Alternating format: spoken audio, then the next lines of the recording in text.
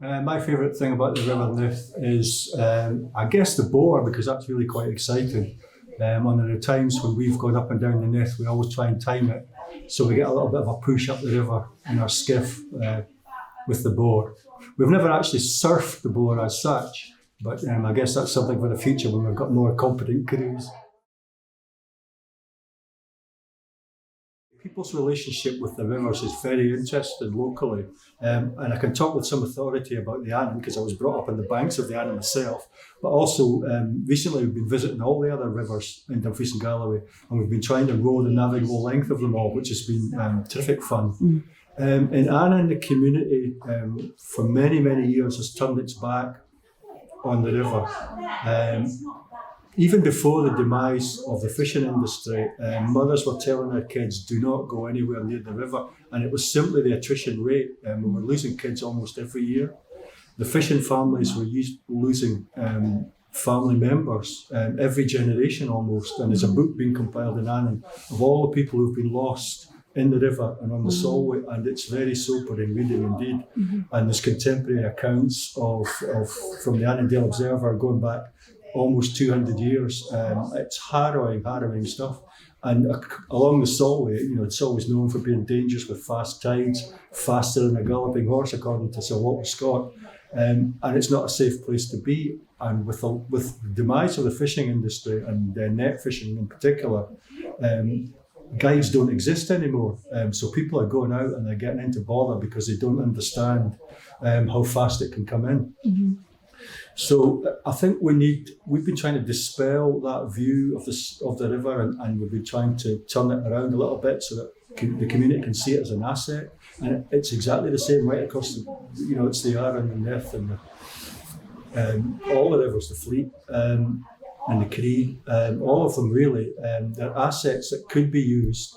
And with the type of boating we do, I think we've created a model for people getting out on it. It has to be. They all have to be treated with great respect, but they're tremendous places to be, tremendous places to observe wildlife. We've had porpoises coming up into the harbour, we get egrets all the time. There's a boat's called egret, and all sorts of things to see: otters, seals, mink, all sorts of things. Great place to view wildlife from, and because you're in a boat, you can get really, really very close. The rivers are terrific assets. Who knows what might happen in the future as regards active travel, and they might, some sort of commercial usage might come back. It's going to be exciting working beside the river in the future. Well, absolutely. I was brought up right at the mouth of the river, Annan Waterfoot, and that's on the Newby side. Not the Annan side, which is also confusingly called Waterfoot. We were brought up in a farm within 50 metres of the mouth of the river, and our garden wall was the sea wall with the Solway. So that's where I was brought up.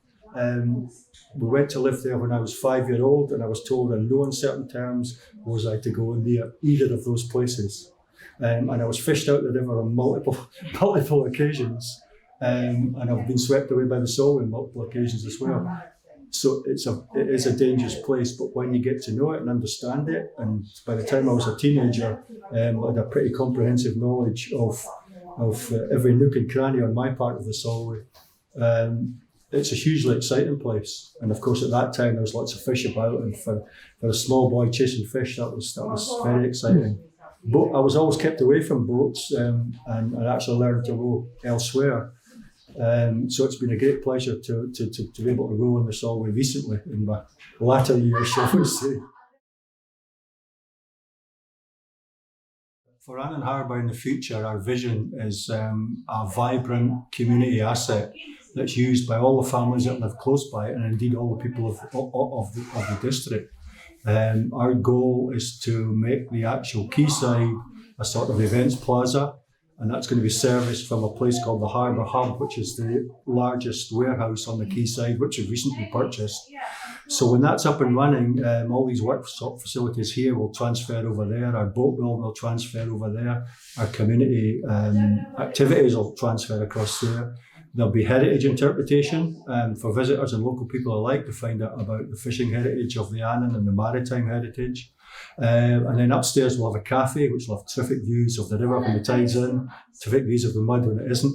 And that will provide income to sustain the building. And at the other end of the building, there will be a bunkhouse, which will also service active travel visitors that we hope to attract. So that will be boaters, kayakers, walkers, bird watchers, anybody that's looking for cheap accommodation. And we'll try and use that also in conjunction with the facility that we'll have to run courses on various things, such as Powerboat 2 courses or various coxswain courses for skiffs or any other boating activities that we get up to at the minute, and others by appointment. But yeah, we see it as a vibrant, interesting place. And of course, our Harbour Festival will be based there. And then we'll have a number of other events throughout the year that sort of mark the calendar for the community. Looking at the climate change question, the river's a great barometer for that, and it's been giving us warnings for some years. The speed at which it comes into spate and the speed in which it, or the way it dries up in dry summers like this one, are real indicators, and the extremes seem to be happening more often. I think there were 3 occasions last year when I couldn't actually get into this workshop because the tide had overtopped the quay and come up Port Street. Now that happens all the time. It's if you like, almost normal in an extreme weather episode, but those extreme weather episodes are becoming much more frequent. And also in the summer when the river dries out, it has an adverse effect on fish. There's less oxygen and the river becomes very weedy and almost not quite stagnant, but the water quality deteriorates very quickly in the hot weather, like it never really did when I was a kid. Maybe the worst one I remember was probably 76, but apart from that, it didn't used to happen. There was always enough fish for salmon and trout to get up the river. And the flooding issue, it's a major issue for us here, getting planning permission to make improvements. We know it happens, it's inevitable, and we just have to mitigate for that. We just have to make sure that everything probably up to 2 metres above high water has to be flood-proof, because it will happen, and it will happen on a more and more severe basis as we go forward. So, we're really keen to work with young people and use the river to explain these sort of things to them, because I think they've got a better understanding than some of our older people who maybe have stuck our heads in the sand for too long, and we're just starting to wake up now, and it may be the 11th hour of the, or the 23rd hour of the final day if we don't do something soon. Nith is good fun. It was my first day, almost my first week working for Annan Harbour Action Group. They threw me on a rib that was acting as a safety boat on the run from Castorn up the Nith, and it was fantastic because I've never been afloat in that part of the Solway before, so it was a real learning experience. And on other occasions, when you're rowing out of Castorn heading for Dumfries, it's a blooming long way. And you think you're never going to get to Glencaple. Once you're at Glencaple, obviously that's sort of home ground and you know where it is, but it seems the distances are much further when you're in a small boat. But it's good seeing the different kinds of crafts. It's very entertaining watching dinghies try to get under the bridges at the centre of Dumfries, and it's a fantastic experience rowing up to have crowds on both sides of the river when the Nithraid Festival is going on. We're going to miss that a little bit this year, but hopefully we'll be able to have a picnic and people can watch this bit of film.